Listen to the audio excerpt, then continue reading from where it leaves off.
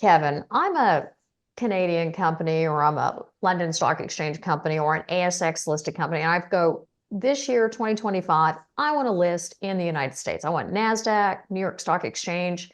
Where do I start?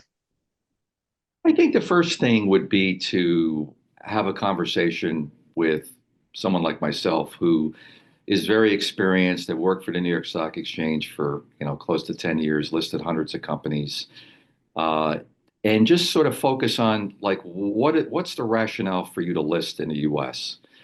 Because a lot of companies don't understand that like getting the listing is really just the beginning. You have to make a commitment to going to the US on a regular basis and tell your story.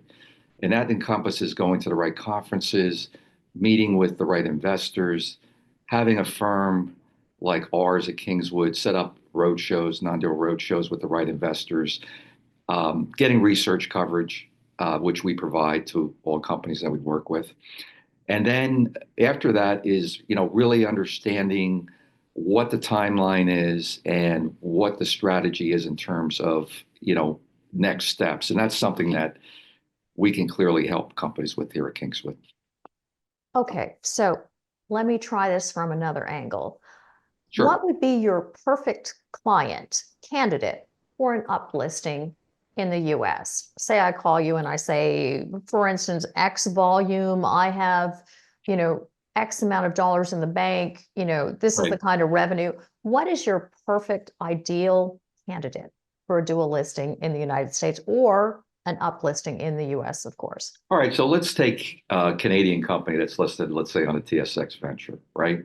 Because we get companies contacting us all the time. Everybody wants to list in the U.S., right? Like that's in Canada because Canada's a market that's not is 10 times smaller than the US, and everybody wants to come to the US, and that's sort of the holy grail. Well, the issue is you don't want to just list if you just meet the listing standards because you want to have some safety margin in place in terms of the size of the company. So by rule of thumb, I would say, a company that would be very well suited to come to the US is one that minimum $50 million US market cap at a minimum.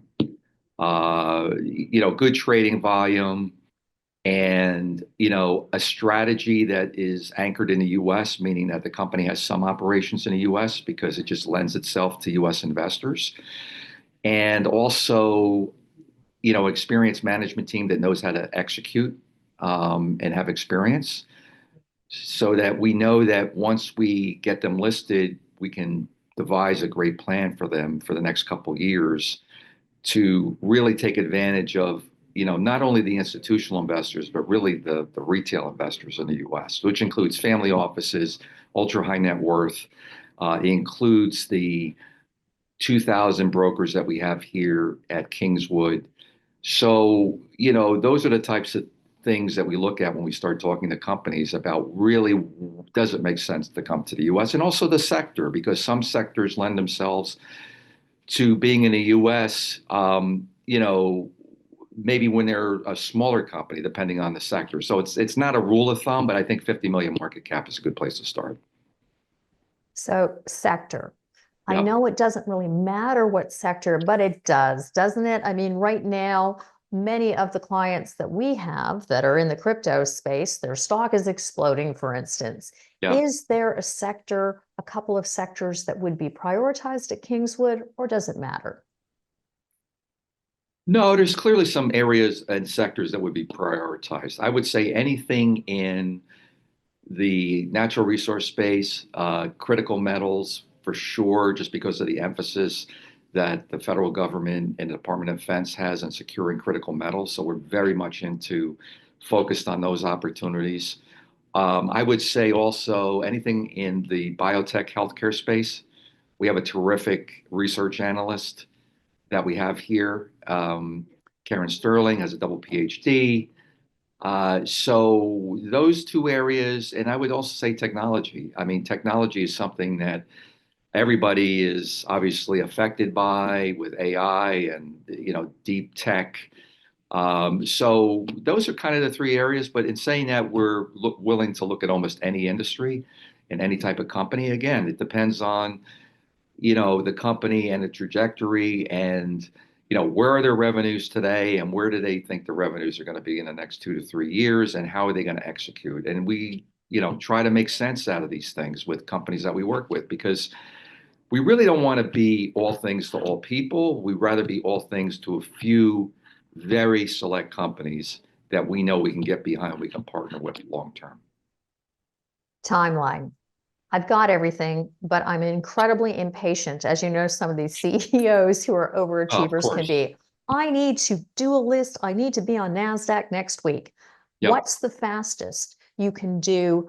Actually pull this off if everything is correct and they have no firewalls, resistance points, or any other challenges. I would say a very realistic time frame that I typically give companies is, I would say 3 months. Um, it could be faster, but I think 3 months is probably on the quicker side. It really depends on how organized the company is out of the gate. Do they already have their audits done, U.S. audits? Do they have an attorney that's ready to file like in the Canadian case, it would be an F1 filing as opposed to an S1 filing?